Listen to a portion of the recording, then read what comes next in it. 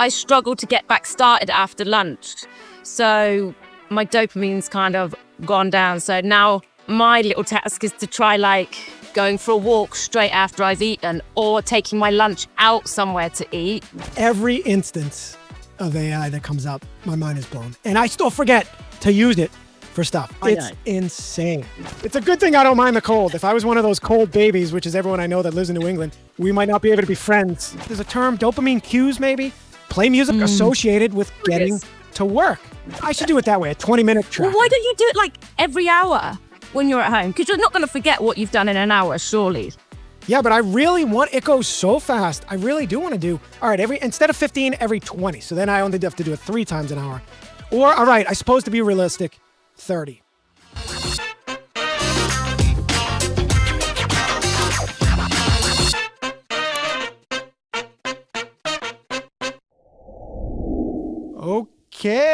Okay. Welcome into the Cappy Hour podcast. Rejoining me is ADD renowned author Karla Genj for part 2. Welcome, Karla. Thank you. Thanks for having me. You're welcome, aka Ivy Castillo, her pen name, under which she has several ADHD books, or ADD, as I'm going to call it often for short. And hopefully, if you're watching this or listening to this, you caught part 1 with Karla. Last time she wasn't aware we were filming it for YouTube. She thought we were just recording it with our voices. So she was worried about her background and her hair. I got to tell you, they both look pretty similar, Karla. Thanks. I've actually brushed it today. And I thought I'd go all out and put some earrings in, Well, the funny thing is, I actually can't tell at the moment. You are really blurry, but that's not, it'll be fine when it's produced. But at the moment, you're extremely blurry to me. It's crazy how that happens. Yeah. Yeah. But your blurred version looks pretty similar. Your background looks identical. That is identical. I don't know how to change it on here. Nice. Well, if anyone didn't see part 1, I certainly recommend you watch it first, but very quickly, Karla does not identify as an alcoholic. We met through an ADHD community, actually. She likes to drink like everybody else, but no, she definitely is not one. There's a big difference between even a problem drinker, which you don't even aren't in that category, and someone that's got the true addiction disorder. And there's an addiction and an addiction disorder, but discussions for later. I do want to ask, because I didn't ask last time, what's the deal with the whiteboard? Is that a small whiteboard in the back? And what do you use that for? I did, and I've got a big one here. Oh, nice. I need to buy one. Well, it depends. Either putting down my daily to-dos, but I tend to do that more on a bit of paper, or weekly things, or positive affirmations. Because I'm learning Portuguese, I sometimes put stuff on there that I kind of need to remember that I'm struggling with. Or my partner, Daniel, puts messages on there call Daniel if I go to the mall today, size medium. He wanted me to get him some trousers. That reminds me, do you know what size, have you heard of the size medium? Medium? So medium with an S, yeah. So the S is for small. So a medium is basically a muscle guy that wears a shirt too small for him. Love it. Well, I particularly am curious because I am thinking of buying a whiteboard, but I'm afraid I'll do what I do with my chalkboard, which is write some stuff on it and then never look at it and then never write anything else for another month or longer. But I'm blaming it because it's a chalkboard, so it's higher maintenance to erase. And even write on is not enjoyable. Writing with a piece of chalk. Yeah, not nice. I don't like it. No, it's like nails on a chalkboard. It's easy. It's great. I just love it because it's in my office as well. And I going in and out. I look at it all the time. So yeah, it is beneficial, but you are right. Sometimes it's it could stay up there for a little while, depending on my mood and what I'm wanting to put on there. Yeah. And do you live with Daniel? Yeah. I've never confirmed that. I always wanted, because I want to talk about that in regards to space, particularly since you just mentioned an office. But before I do, since it's in my hand, I have to show you my chalkboard, because I just had ADD coaching call the other day, and I told them how I don't take my own advice. I'm a amateur going to be professional. Well, basically I am now. I'm going through certification to be a sobriety recovery coach. And I don't take my own coaching advice, which is write out your top 5 or 10 tips, which are really my 5 or top 10 tips. I mean, the number one is just embrace the tension. No matter how bad it is, just look at it as a positive. Instead of just hitting that easy button and drinking, just say, okay, what doesn't challenge me doesn't change me. This moment is going to make me stronger if I don't drink. So put that number one, and then whatever other tips. So I need to do that with my ADD tips. So Jamal on the spot said, well, let's do that right now. So top of my head, I just wrote these, and that call actually was at least 5 days ago. Have not even looked at this board since then. It's partially because it's not hung up, and I couldn't even tell you what's on it. You should actually quiz me without looking, but we don't have time. Yeah, what's the tracker? What's the tracker for? Beats me. I was just thinking, what is the tracker? No, I think it is, I am vowing to track my time. Ali talks about tracking every 30 minutes. Set a timer and just write down, what are you doing? And I've never done that. And I even want to... That's a good little tip, actually. Yeah, there you go. I had to go back. That's one of his free videos. I went back through all his videos, and that was one of them. And I even want to do it in 15-minute increments. And the reason I laughed is because I told that to my other ADD partner, Sherry, and she goes, you're going to be so busy writing down, you're really not. It will take you 15 minutes just to write down what you're doing, and then it's time again to write down. Still finishing my list from before. But it's not journaling. It is supposed to be just really quickly. I could even just say, and I should make a checkbox, am I actually doing work, or am I goofing off? Or am I still getting in the zone? Which used to mean literally 2 to 3 to 8 hours of procrastination. I'm much, much better at that now. My zone now, today I think was I was a bit under the gun, but as little as 10 minutes. I pulled up CNN and looked at the stock page. Anyway, and it's funny, when I pull up CNN, I'm like, please don't have any articles that interest me that I'm going to click on. One was good. This might be meaningless to you, but I missed the announcement. Trump banned the penny back in February, 11 months ago. The penny. Really? I didn't know that. Yeah, it's useless. And guess what it costs to make a 1 cent penny? I will tell you, 3.7 cents. What? So I'll do the math for you. It costs 3.7 times as much to make a penny as what it's worth. And it's just a hassle. And I can tell you, someone owning the pizza shop, it's a complete hassle to work with pennies. I never gave people pennies back. I just rounded up. But it's funny, I would forget to tell that to my employees.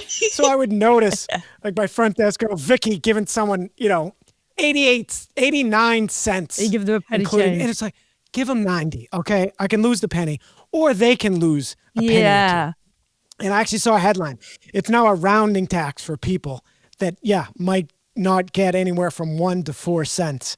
Yeah, it's like, give me a break. They do that in Australia. Yeah. They've done that ever since I've been here. You don't have cents. I don't know if you still do in England. When I went back to England a couple of years ago, you still had pennies. 2 pence. You get 2 pence and 1 pence.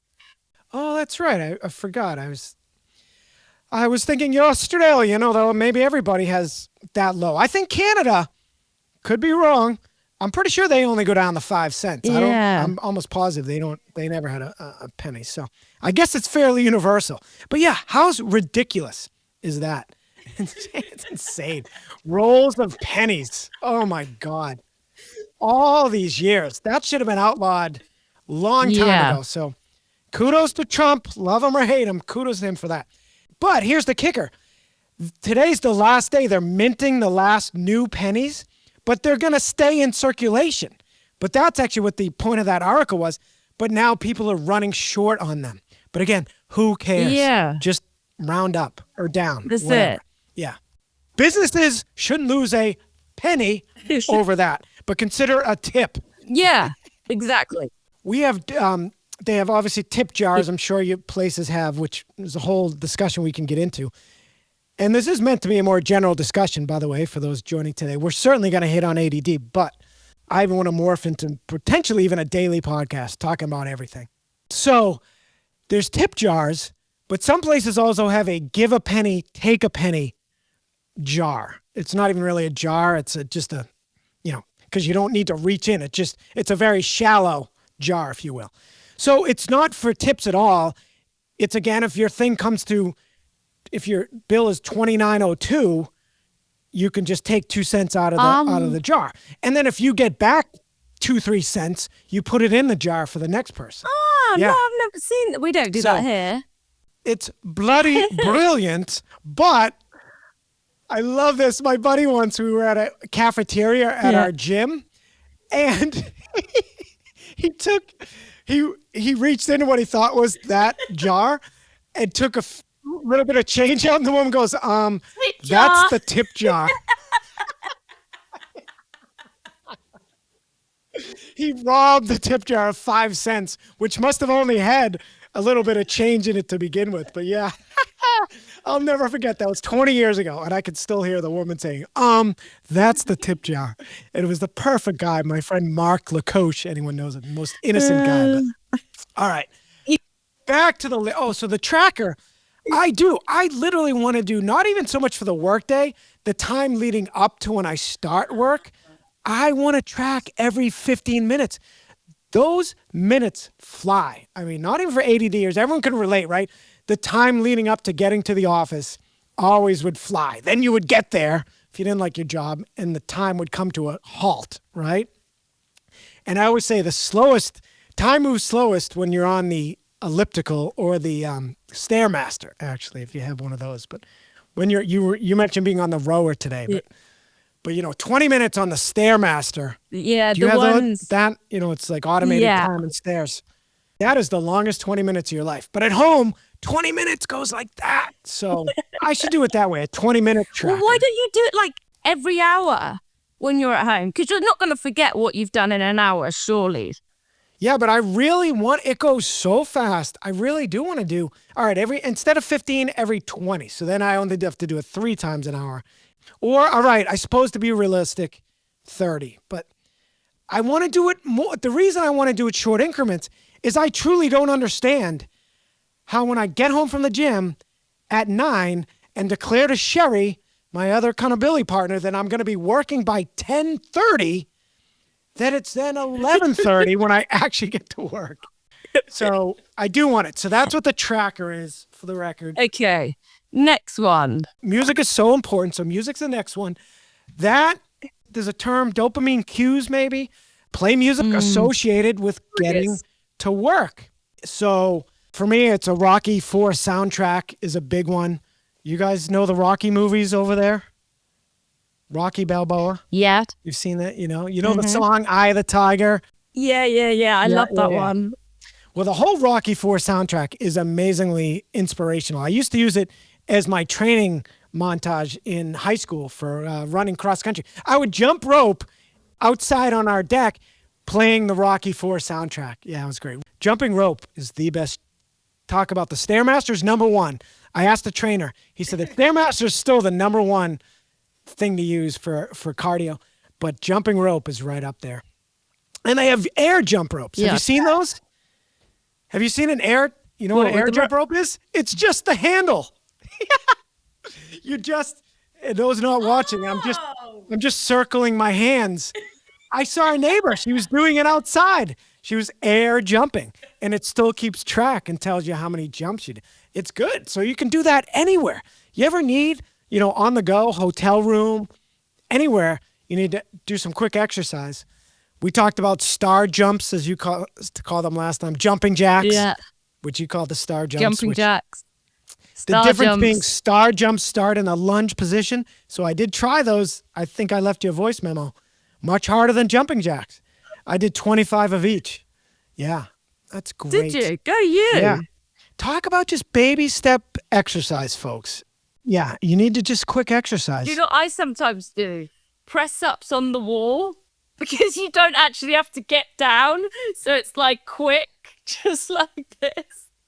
I like that. Good. Quick. That is good. 5. That is Okay. good. My buddy Mark Lacoche, speaking of which, oh my God, he missed his calling as a personal trainer. He used to make us at the office do wall squats. You know what those are, right? You just sit against the wall for as long as you can, and then after a minute or whatever, you start to shake like crazy, and you try to see how long you can go. Those are brutal. And I just told him recently, we hadn't texted in ages, and I said, Mark, I haven't done wall squats in ages, but I still think of you. He's the also guy who got me into real squats at the gym, which I still dread doing, but they are the best thing for your core. Yeah, I do every third workout. I go to the gym every other day, and I do cardio on the days in between, and I try to even do cardio on gym days. But every third time, so basically once a week, I do just 3 sets of 12 squats, and I still dread it every single time. The best was when I forgot it was squat day. So I joyfully got myself to the gym with no procrastination and then realized it was squat day. And then I just pounded them right out. But, done. I digress. But yeah, so getting music going is even from the moment I get out of bed now, I play the song We Come Running. I feel like I may have sent you that. We Come Running. I forget who's Youngblood. Youngblood is a group. I learned that song 10, 20 years ago and forgot about it until my coach, I'm now going through certification training for coaching, Carolina from Euphoric AF, she touts that song and she played it on her kickoff call. And yeah, that's my go-to get out of bed song. And anytime I need to be jazzed up. So, all right, music. Okay. Oh, playlist. Playlist that says under that, which is related and ADD related. My life coach, Hope, who I'm not going to stop using, but every week I would tell her I need to work on my playlist. And she's like, those playlists, I've been hearing about those playlists forever. That's been on my list for ages. Make a playlist, make a morning playlist. Never happens. I do now have a morning routine playlist, but it needs so much iteration. But that's key. My word of the year, every year, iterate. Not perfect, not perfectionism. You can always iterate. Yeah. So but I never iterate, but so what? I got it done. But every time a song comes on that I don't want on there, but I'm like, I'm not going to even take the 2 seconds to take it off right now. I'm going to do it later. And I just skip it. But I do have a morning playlist. I have a gym playlist with the same 10 songs on it that I'm sick of half of them, but I haven't iterated that easy. And the kicker is I can iterate it while I'm at the gym, right on my phone, but I don't do it. I say, nope, I'm going to wait till I get home. But yes, back to Hope. She'd be like, you've been talking about those playlists. And a good coaching tip, note to myself, sometimes I talk about something so much, like my clearing out photos on my phone. She goes, Brian, I want you to hang up right now, Brian, my real name, and clear out 20 photos on your phone and call me back. And sure enough, I would. 45 minutes later, I would call her back. That's completely true, by the way, because she kindly would coach me at gratis when she was in training. So we wouldn't have a designated hour. So I literally, only if she was available, but she's like, yeah, call me. So anyway, it would truly be 45 minutes, but oh my God, so funny. The stuff we procrastinate on that can take sometimes minutes. It's crazy. Yeah. I'll tell you another I know. one. Do it every day. I got another quick show and tell right here. Hold on. This, for those listening, is an Apple. It's a heavy duty charging adapter for my Apple, for my MacBook. And if you can see it, it's missing the key corner piece that they make detachable for some reason. I don't know to this day, and I should have Googled it already. Why this piece is detachable, I don't know. But you can slide it in and out. Just a little corner of it, you can take in and out. And it's not the first time. So I worked out of Wegmans, this grocery superstore, 6 weeks ago and somehow left that piece plugged in. So I pulled this out of the wall. That piece stayed plugged in. And Karla, for 6 weeks, I've been waiting for the perfect time to simply call them and say, do you have that piece? And can you put it aside with my name on it? And it's now long gone, I am sure. But I'm still going to call them as soon as I hit the perfect time. Insane. That's as bad as it gets. I do so many things like that. Really? And then when you finally get round to doing it, you're like, oh, it's that quick and simple. It's been playing on my mind for weeks. Why didn't I just do it? Because it would have saved me so much headache. Absolutely. I mean, I used to think it was just because I was so beaten down from drinking that I couldn't handle any difficult calls, like calling my doctor in case I thought they were going to give me grief about something, say a prescription, and they were like, nope, you need to come in for it, and I was going to have to fight for it. But it's like, what's the worst case scenario? But I hated it. Renegotiating a cable bill, as I have to do today, coincident first time my 2-year discount just expired. But this one, there's nothing to worry about other than them. I know they're going to tell me, and it's about a $90 adapter. I know they're going to tell me they don't have it. But what was I worried about 6 weeks ago calling? But it was more like... But now I realize it is, I think, an ADD perfectionism thing. It's just like, nope. It is. It's not a good time right now. I'm trying to focus. Yeah, right? It's crazy. And then you don't think of it. That's the thing. There's been plenty of times. Yeah. It's like, oh, I'll do it every day. I try to get out for, 10, 20 minutes of sun if I haven't done my, otherwise. And regardless, perfect time to call them. But I never think of it. And actually, it should be on my reminder list, but I digress. All right. Calendar. It's, as we know, we've been trained to how to utilize our calendar, but it's not even that to put everything in the calendar, which is huge, but it's to literally look at my calendar before 5 p.m. in the day, preferably as soon as I get up. But yeah, I still don't do it. Yeah. You need to set alarms. Yes. To remind yourself. I do have some things set for notifications, which I learned. I used to have them as email notifications, which I would never see. I now have text notifications. You can do that right in Gmail, which I did not realize. And our course told us we needed to use this app called G Calendar. But as I've told you and I've asked, there's 2 settings. It defaults on your Google Calendar. The default is email reminder, but there's another one. If you click the pull on, it just says notification. And that one, I know, it comes up on your phone I think it's because I've installed the Google Calendar app on my phone, which did come up in our program. But yeah, I meant to talk to Ali about that. Do you know what? Yeah. You can as well. ChatGPT, obviously, digging into that more. You can actually connect GPT to your Google Calendar. I've been trying to do it, but I didn't have any luck yesterday. And then you can just read to ChatGPT, can you put this in my calendar for such and such date? And it'll put it in there for you. Or can you tell me what's on my calendar today? Mind blown. I need to be able to do that. Every instance of AI that comes up, my mind is blown. And I still forget to use it for stuff. It's insane. I would just leave you voicemails going, ask ChatGPT this, just put this question in. All right, we're going to talk about AI more extensively coming up. Can't say after this break because I don't have any sponsors yet, nor have I tried to get any. But if anyone's listening, and I'm going to be famous someday. So, and actually, you can go back, I learned, to podcasts and insert ads. So someone actually might be listening to this with ads someday.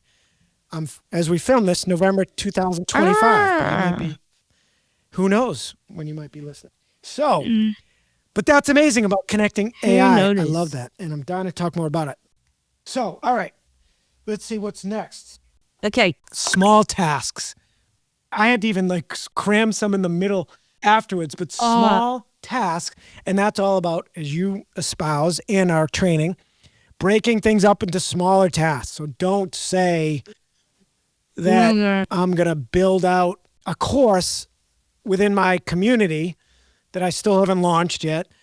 Just say, I'm going to write the first page. Yeah, the first page of that course. Yeah. Research topics or Yeah, I mean, Ali's Yeah. even says make it laughably easy. Even put the first encounter, pull up your community, because I am intimidated to pull that up. I always give the example of him saying you're procrastinating booking a flight, which we can all relate to. Your task is just to pull up the website for the airline, and then you'll find yourself booking it. Yeah. So break up things into smaller tasks. All right, next. Oh, this came right from you. Eat at desk. But I gotta say, because you did tell me, right? You come home from the gym and you'll grab something to eat and go right to your desk, to your computer, right? Breakfast, yeah. I don't for lunch, Okay. only for breakfast to get me started. What do you do while you eat lunch? I tend to just go either sit outside or I'll just sit at our like kitchen bar and have it. But then I've been this is where I get the afternoon, like I struggle to get back started after lunch.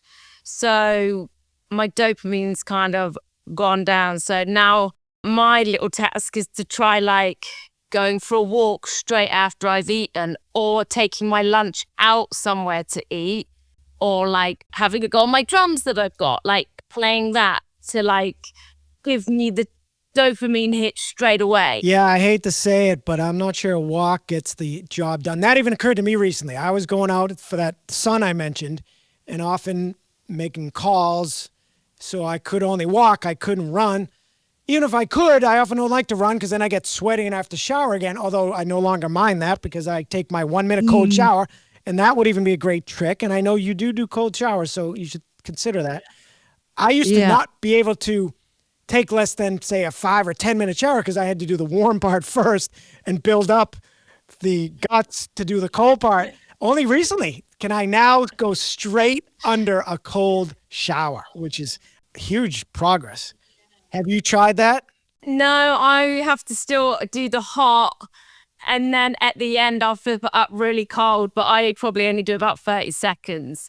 And then, yeah, I don't know what it is about just stepping in the cold shower. Like, I have to have it warm first, and then wash, and then cold, get out. That's what I typically did. I have my back to the shower head, and I have the hot running over my head, and then I reach behind me and turn it to cold. And she's simulating my cold shower dance, but that doesn't start for the first 30 seconds. The first 30 seconds, I let the water come straight over my head. A lot of people, including Wim Hof, the big guru of this, his demo, he doesn't do it over his head, but I think that way adds to the challenge of doing it. In the winter, it used to even give me brain freeze. Yeah, I thought it was like your shoulders were like the main point of it. The cold water touching your shoulder is where it gets the main triggers or something. I have to Google if it says what triggers more than anything else. I believe I did in the past, did Google like, should you do your head? And they said, yeah, that's good. And it'll even, I think if you do your head, I think it's more saying it'll help trigger your vagus nerve, which I'm reading more and more about, is huge for your calming your nervous system. Although initially the whole point of this is to trigger your immune system. It triggers your fight or flight mechanism. So to me, the more of your body you get under, especially your head, the more of a shock it is to your system. So now my former friend Matt, who I divorced for being a know-it-all contrarian, he used to say to me, well, it's easier for you because you don't step away from the warm water and then come back after it's turned cold. That's what he does. I let it get gradually colder, but it takes 2 seconds, literally, to go from hot to cold. So I'm not sure that's cheating all that much.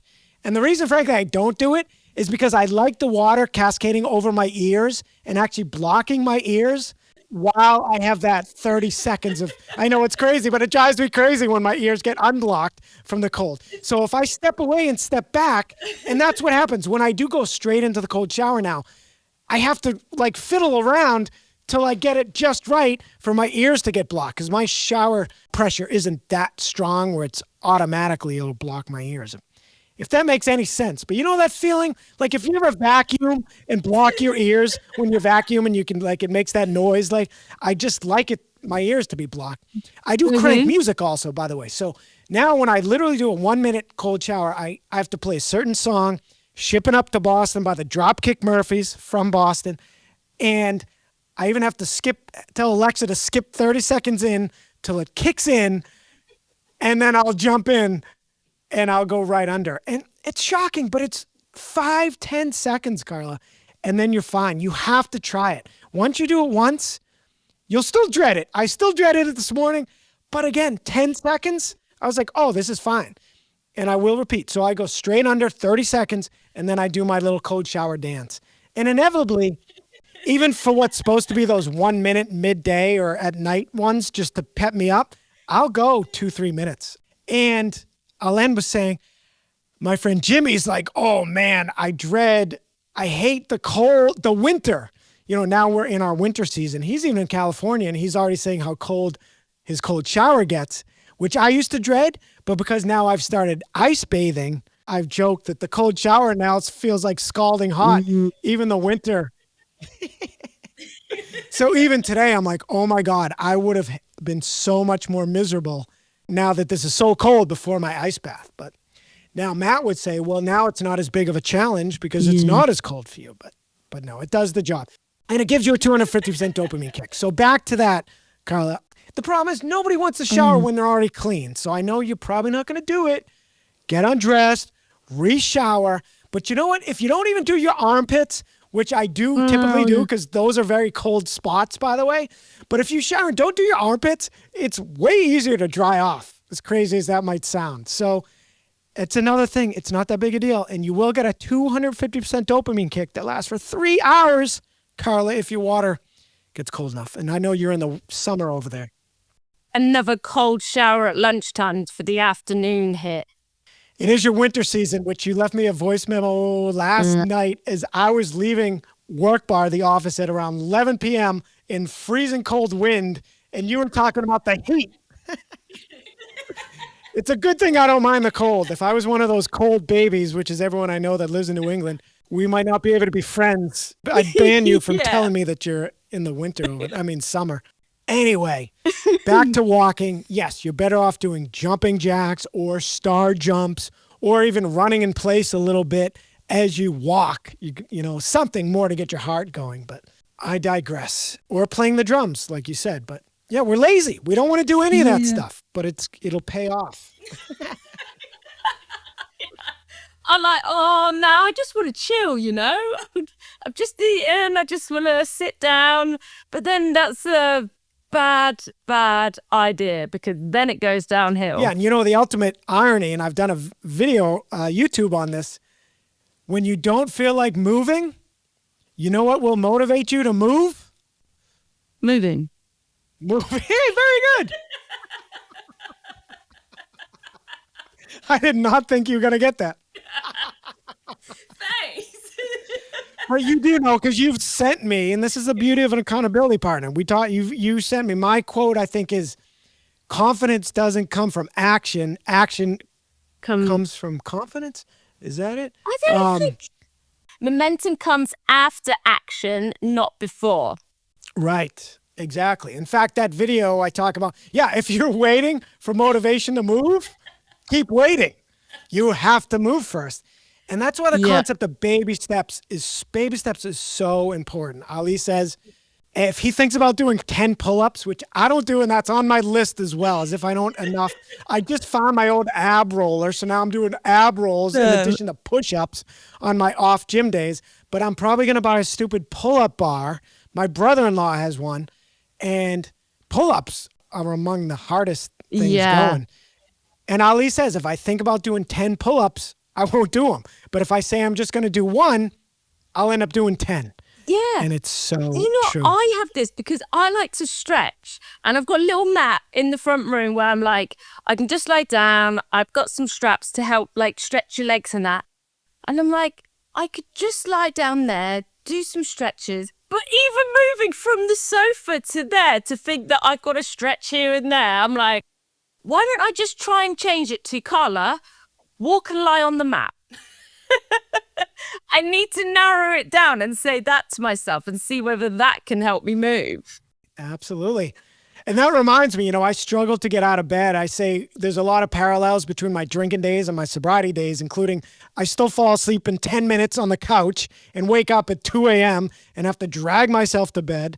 And of course, the fatigue never transfers. And then you're awake for an hour. In the drinking days, it was your heart was racing. Now it's just that fatigue just doesn't transfer, which is so annoying, right?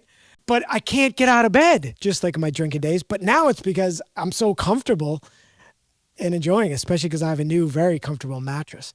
Yeah, nice. But I've thought about just roll out of bed, Brian. If you roll onto the floor, you'll get up. Just literally push yourself out on the floor. Yeah. That should work, and it reminds me back in my days of working for a corporation when I had to be somewhere, which I could do back then before my ADD and, my alcoholism, and then my ADD progressed. But anyway, when I used to have an alarm go off, and you hit snooze a million times, and have you tried the old put it across the room? But never worked. I either just shut it off entirely and screwed myself, or I would snooze it and then just keep getting up every 8 minutes. Oh my God. You need a mattress, right? That actually, you connect the mattress and the mattress actually flips you up and out of bed. And every time you try to get back in, it's like, nope. How that could be an invention. Wow. I almost bought an adjustable mattress where you can raise your feet. You know about those, right? Oh, yeah. You have to buy a platform that actually raises your bed much higher, and I already have a platform bed, so that's one reason. But the other reason, with those, fun fact, you have to sleep on your back with those mattresses, and I'm a side sleeper. Yeah. Yeah, I am. It doesn't work. Why have you got to sleep on your back? Because if you think about it, picture it as like a wave through your bed. If you try to side sleep, your body doesn't contort that way. You could try it. I know you're thinking that, but they told me that at the store. And obviously you could do it, but I believe it wouldn't be comfortable and you wouldn't sleep well. So I checked. My cousin Jackie uses one. She goes, yeah, I'm now sleeping on my back. I can meditate. That's the only way I meditate. Fun fact, on my back. Meditation for me, transcendental, just is a form of power napping. I have no problem, but I can't truly sleep that way. But you and I talked about this recently because of the Snorinator, as seen on Shark Tank, which I'm not sure we have time. Well, hell, I'm going to segue to it. So this is a product, the Snorinator, this guy invented. He looks like he's in his 70s or so, that he snored, his wife drove his wife crazy. So he invented this thing. Essentially, you have to sleep, essentially sitting up, at least the top third of your body. You're not completely sitting up. Yeah, but you're kind of from like your shoulders up. It props you. And he said it completely stopped him from snoring. And the sharks all bought into it. Literally, at least one of them invested. But you're like, I'm not going to sleep. But they tried it out and they said it was comfortable. And I said to you, I think I would like to buy the thing just for reading in bed. Yeah. Because it does look comfortable, propping you up to read. And it blocks your ears, which, as I already mentioned, I love to have my ears blocked. Do you know when I wake up in the middle of the night? Actually, even now before I go to bed, since I'm a side sleeper, I don't need it on one side. But the side that's not against the pillow, I put a earplug in. And it's not for noise. I have my fan going for white noise. They say it makes you feel like you're in the womb. I didn't know this when I realized I like it, and I would put them in the middle of the night. And I do still put two in when I wake up in the middle of the night, even though one's against a pillow, but you move around. They said it makes you feel like you're in the womb and you feel more comfortable. So there's a little tip for people that have trouble sleeping. And melatonin's such an obvious tip too. And people that have trouble, that don't take that, you drinkers, you form a lot of retired drinkers, us teetotalers, they have trouble sleeping, especially for the first year or so. Take melatonin. That's a naturally producing chemical or whatever hormone in your body, but you produce less as you age anyway. So that definitely helps me sleep. Yeah. You ever take that? No, I think I did once or twice, but many years ago. I can't really remember whether it worked or not. Really? All But it right. must Well, have, it surely. works. And they say 2 to 3 milligrams is all you need, up to maybe 5. I mistakenly bought 10 milligrams and I want to return it. So I take that now and puts me right to sleep. I don't think it can do any harm. The one thing, maybe it says the more you take, the more you might develop an intolerance, but I don't take it by the way, that often. Now I really Yeah. only take it if I'm over caffeinated. And they even have quick dissolve ones, but even the regular pill works very quickly. The quick dissolve you put under your tongue, you'll be asleep in Ooh. 5-10 minutes. It works. Yeah, I used to have to make sure not to take it until I was actually in bed. I would take it, say, right before I was brushing my teeth, where I thought I was going to go straight to bed, and then I got distracted, and I'd be passed out like on the middle of the living room. So rolling out of bed, I thought of a couple weeks ago. I've Yeah. yet to try it, and now I justify staying in bed that I'm going to meditate as soon as I wake up, which just puts me back to sleep. But Yeah. it's the only time I hear so much about the power of mindfulness, more and more and more, and meditation's a big part of that. But I don't know about you, like everything else, including cleaning, I don't want to take the time because I want to reserve every minute to be productive, although it leads to other forms of procrastination. But yeah, so I never make time to meditate. So now I am trying to just do it when I wake up or when I Yeah. go to bed. When I go to bed would be a good one. Yeah, to as listen to like meditation, but in like before you go to bed, and then in the mornings I tend to do breath work, like 2 minutes. I put my stopwatch on every morning and I do breath work, like box breath for 2 minutes, and I always make sure I do that every morning, which I think really helps. But I think I need to also do it throughout the day as well. Yeah. The breath work. Yeah, like Yeah. lunchtime, because someone taught me this. It's like the clarity breaths. So you like do like 2 quick, sharp inhales, and then you breathe out for like 7. And you do that for like a minute, rest for 30 seconds, another minute, rest for 30 seconds. I think that was it. Yeah. And it automatically gives you more clarity and motivation right away, which I guess is another thing I could try after lunch as well, which I should do. But it's trying to remember all these things that you get told are like tools to use. And then you're so overwhelmed with what you're doing, it's hard to just stop and go, right, okay, how am I feeling? What do I need to do? Should I do this? Should I do that? And then there's too many choices. You don't know what to do. That's so funny you say that because I have not bought into the power of breathing. And I was just listening to a podcast. This woman said, there's all these biohackers out there and all that. And she said, the only life hack you need is breathing techniques. Proper breathing does so much for your nervous system. So I need to. So what you just described for me and others out there, can they Google? Because I'm always like, there's a million different techniques. Yeah, box yeah, breath, I would say, is like a nice, simple, easy one to start with, where you just breathe in for 4, hold for 4, out for 4, and you just repeat that. You can do another one at the end where you hold for 4 again, and then do so. Breathe in for 4, hold for 4, out for 4, hold for 4, and then back round again. And there's loads of different ones. Like I've tried so many, but you find one that you like doing, and then you can just stick with that one or have a couple. Because I tried some and I was like, oh, nah, I don't really like doing this, so I don't do it. But I also go and see someone that actually does proper breath work with you, where you like lie down there with you. They play some like meditation, get you relaxed, but that's like breathing. So you're getting it all through your body.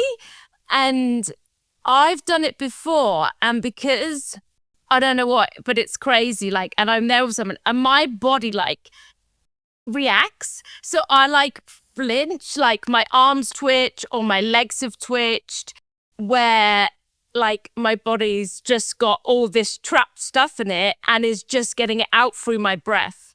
It's incredible what it does. Yeah. It is crazy. And we just need to do more of them, like just to keep them up, to feel better. And because you just get stuck in the same old cycle, don't you, of feeling overwhelmed and then this and that. And then you just don't do those things that are going to give you the most benefit if you do them. 100%. Yeah. A term I only learned recently. Do you know the term somatic? Somatic. Somatic. Yes, I have heard of this, but I can't remember what it is. So somatic it's really just all about the mind-body connection. And includes somatic breathing. There's somatic, really everything. I want to even build that into my coaching program. So there's a lot of books I see that have got this. I think isn't it more so it's the whole breathing with intention, like when you're moving, and it's a bit like yoga and Pilates, right? Because you're like on the hard bit and breathe out, inhale, and being aware of it and feeling it. yes, it is all about the mind-body connection. I was going to say somatic work is the mind-body approach to healing, focuses on connection between physical sensations and emotional well-being. Yeah. So embodiment, do you know that term? No, there's so many different terms. I don't know what means what. Yeah, let me get the Google for that. But it's very similar. Embodiment's a concept of experiencing in a physical body where the body is an active part of our perception, cognition, and social life. Bottom line, I was in a sobriety community. They talked about embodiment all the time. The mind-body connection. It's yeah. Yoga's a huge example. I couldn't really relate when they'd have these calls until I realized cold showers are a huge example of embodiment and the mind-body connection. That is a physical challenge, basically. That's a physical experience that has done so much for my mind. I've been doing it for 10 plus years. Yeah, and wow. Not only knowing about a study that it showed that people reduce their number of sick days because it does activate your fight or flight system, which activates your immune system. Not even knowing about all these other benefits. It's so important. And so breathing is a huge one. And do you know, my dad was doing a course this morning, and that was on releasing the trapped emotions that you get stuck in your body, like not even realizing, throughout the years, and we all go through trauma and things like that. And have you ever heard of the emotional code? No. You should Google it. I can't remember who does it, but there's all these different emotions that you can be feeling, and you can do tests with your body, which will tell you if you've got a trapped emotion, what it is, and it will show you where it is. So there's like the stomach, the lungs, and there's different ways that you can release it by your body swaying backwards or forwards when you ask the question. So you stand like still, ask if you've got trapped emotion. But to begin with, you can do like your name. Is my name Karla? And you move forward if the answer is yes, back if it's not. And you do this and it tells you if you've got trapped emotion. And then you need to release it from your body. Wow. Yeah, Dr. Bradley Nelson. Yeah, that's him. And yeah, it talks about the small intestine, spleen or stomach, lung, colon, liver, gallbladder, kidneys or bladder, and glands and sexual organs. Wow. Yeah, who knew? I guess there's 7 of them, though the list I'm looking at, it's a picture stops at 6. But that's interesting that you mention all that, because I had on my agenda the power of accountability partners. You and I right now even are learning so much from each other. Yeah. We exchange texts and voice memos all the time. AI is a big one that we have to talk about, because you got me into this AI summit, this Tony Robbins AI summit, for better or worse. You got me into that, which we have to talk about. But my other partner I've mentioned, Sherry, I told her I kept having severe dry mouth over the last many months. At first I thought it was coffee, which is one of a couple of reasons I wanted to give it up. Then I determined it was the lemon that I was putting in my water. I cannot drink plain water, which I used to have no issue with it. And then I got hooked on putting fresh lemon, squeezed lemon into water. Now I can't drink it without it. And I determined it was that. So then I realized it was also watermelon. So I said, I've got a citrus allergy. I love to self-diagnose myself. And thank God I said it to Sherry. The only reason I ever told her was because I realized the great pun is part of that. Ready for this? I said, oh, Sherry, I realized I seem to have a citrus allergy, so now I have to make cucumber water, although it's a lot more cucumbersome to make. Thank you very much. And she didn't even acknowledge that. And she immediately replied, though, with a diagnosis. And it's funny, later that day, I was like, by the way, did you catch that pun? And she goes, oh, yeah. She goes, I thought it was a typo. I said, no, how good is that? Cucumbersome to make. And it is. Try fresh squeezing cucumber. Doesn't really work. You get 1 million seeds. Oh, that just hit me. I got to buy seedless cucumbers. Oh, my God. Because you get 1 million seeds. Although they're kind of fun to have them come through the straw. But I do the intermittent fast. I need to Google that. Do cucumber seeds break the fast? But I'm sure they do, right? Any food, others. You never know. Not if it's liquid. And you can buy like tea bags that are flavored, cold ones. That just give you flavoring? Tea bags, yeah, just flavoring. To put in water, because I used to get, I haven't got them for ages, but yeah, they used to do, they must still do them. It just gives you flavor in your water. Can you say water with an American accent, please? How do you say it? You say it. We did this last. Water. Water.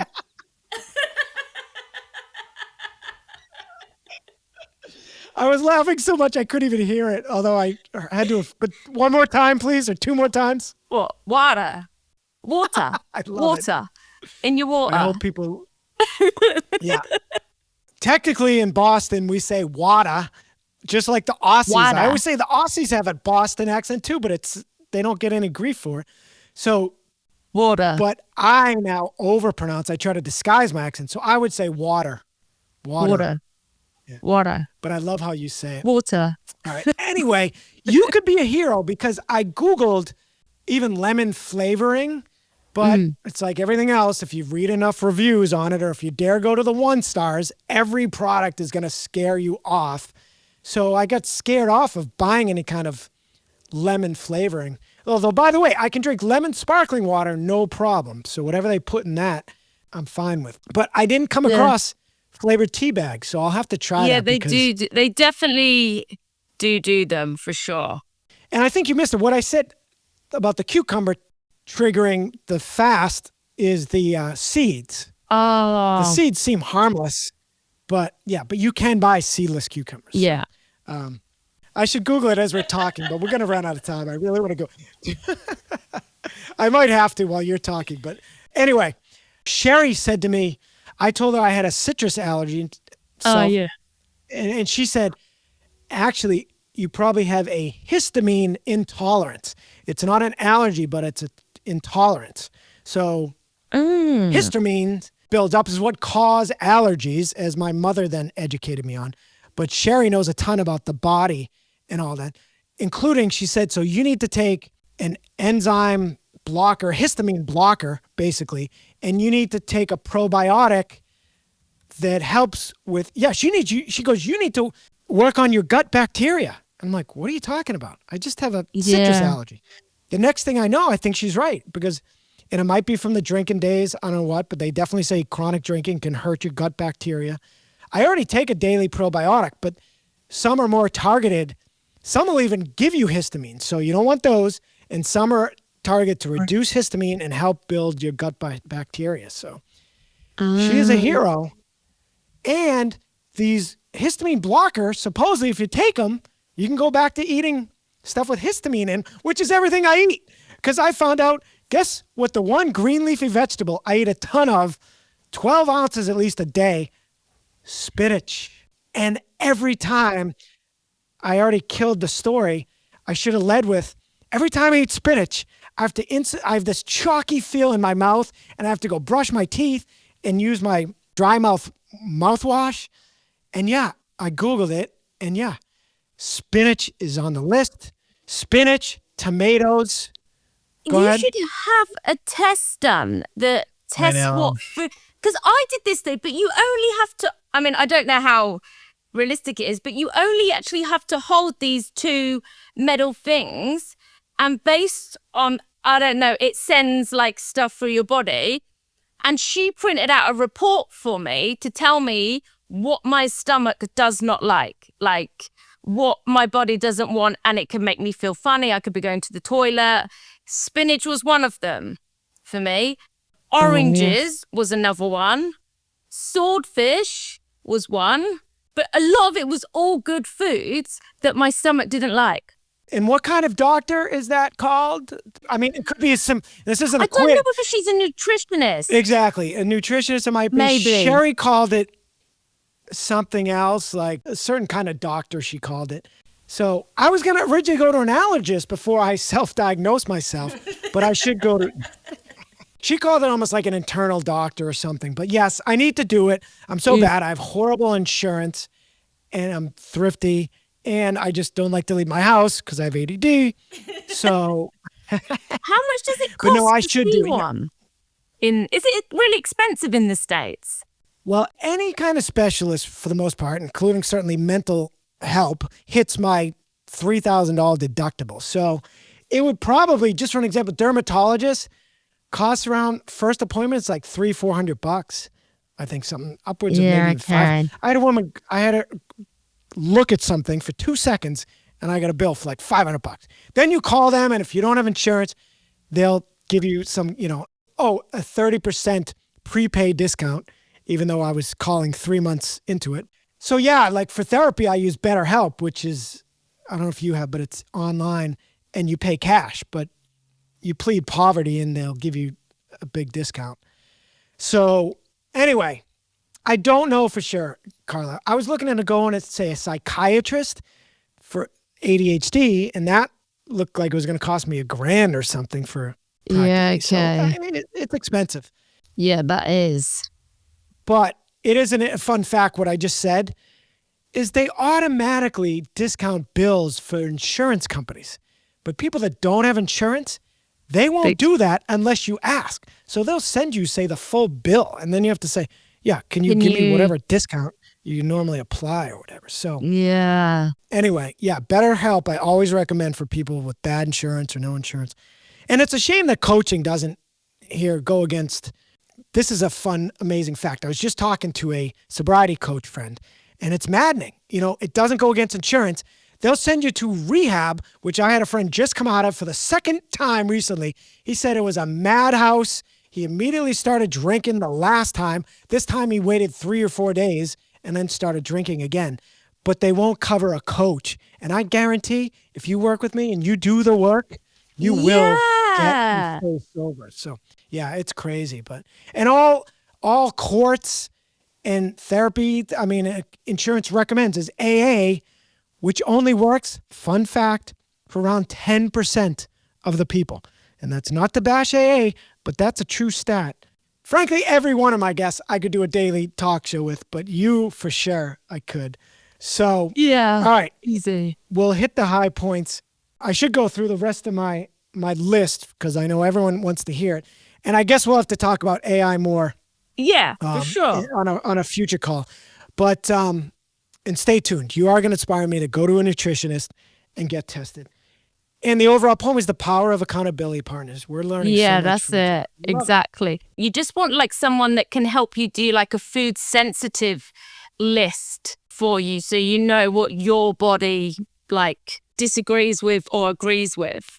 Yeah. I remember getting allergy tests as a kid real quickly. And what they would do is they would prick your back with a bunch of different things like dust mites and maybe fresh grass or whatever.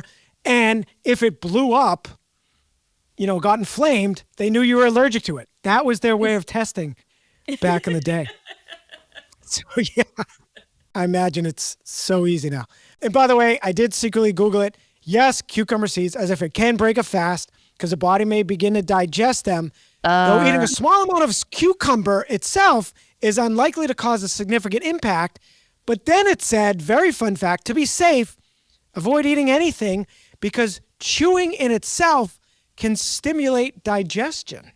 And that is why when I go to the gym in the morning and I have dry mouth, I still will not chew a piece of my dry mouth gum or my dry mouth mints I have the package right here. Sure. Anything with xylitol helps with that.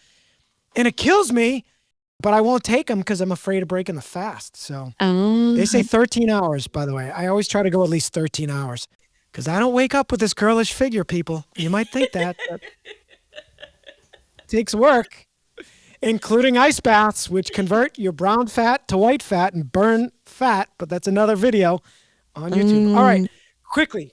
Next on my list is, shut off texting. Pretty self-explanatory, but I will have a actually comment. And the next one is early to bed. So I'll cover both. The reason that texting is so important, it's not just that I can put my phone across the room. I have a Mac. And I used to think it was the greatest blessing that you can install the iMessage app on your Mac and you can text with a full keyboard. But that has turned into a blessing and a curse because I text so much more in more ways than one. I text more, I send more texts, and I send way longer texts because of the full keyboard. You know, it's funny, when I would meet people on dating apps, I'd send them books, and they'd think I was a freak. So right off the bat, I'd say, you're probably wondering I'm texting from a full keyboard, because you can even get some dating apps on your Mac. And if not, what I would do is, fun fact, I would text to myself and then copy and paste it from my phone into the app on my phone because I hate texting. I have fat thumbs, so I can't finger text. And, you know, voice texting makes a million mistakes. So, and then the next one, early to bed. I know that change alone, and part of so much of it, of making any kind of change, whether it's giving up drinking or overcoming ADD, is acceptance that you have to make changes to your lifestyle. I used to be a morning person, converted to a night person because of my pizza shop, and now I'm struggling to convert back. I know just early to bed, early to rise will have such an impact on my life, and I struggle with it. Just today, I thought of that because last night, really quickly, we're going to run out of time. I didn't get home till about 10:40 p.m. I didn't get to bed till after midnight. Part of it's because I cleaned my kitchen. I put it to bed, as we say, which is great. Talk about ADD progress. I used to never feel motivated to clean my kitchen when I got home late, but now I do. But if I knew that my alarm had a hard set for, say, 6:30 or 7 a.m., I would have done it twice as fast and gotten to bed twice as quickly. I wouldn't have been leaving you voice memos. It's 6-minute voice bombs as I do. So yes, early to bed is a big one. Entrepreneurs really struggle. And I'd already thought of this, but I heard a guy say on a video, if we were our own bosses, which we are, we would all fire ourselves, right? But we have an excuse with the ADD, but hey, it's not our fault, but it is our responsibility. And then when I say no exceptions, I alluded to this earlier. I used to have to get to a job that was a couple cities away when I lived in Boston. I would go to the gym, bike to the gym from Boston over the bridge to Cambridge, go to the gym for an hour, and then bike to Somerville and get to that job by, say, I think it was 8:30 a.m., 9 at the latest. And now, the thought of no matter what time I get up, it seems, if I try to go to the gym, I cannot get to my desk ready for work until about noon at the earliest. It's insane. Although I'm getting better every day, but it's crazy, right? That's what you have to do. My alarm needs to be set, and I told a friend that. She said the easiest way to adapt to getting to bed early is if you set your alarm and don't make exceptions, but of course I do. So I need a daily 6 a.m. alarm and then just work it out from there. Yeah. And same thing. I need to be at my desk at 9 a.m. every day like it's a real job, which is what I'm trying to achieve here. So, all right, you got to go. Holding you at a time. Anything parting on any of that to say? Anything we missed? Anything? No, I don't think so. Just all right. Good little bit of different topics there. It's insane. We didn't even make a dent. Riju was bummed I didn't review our list before this, but I should have known. I even made a new list while we were talking 10 minutes during our pre-call, and I didn't even get to that. I know. I was like, he's just going to go for whatever, so just go with what he's got. All right, I have a parting question because you said you got up at 5 a.m. because your father had some kind of online seminar. Was it to help your father get on the internet? No, he was holding a webinar, a course for people.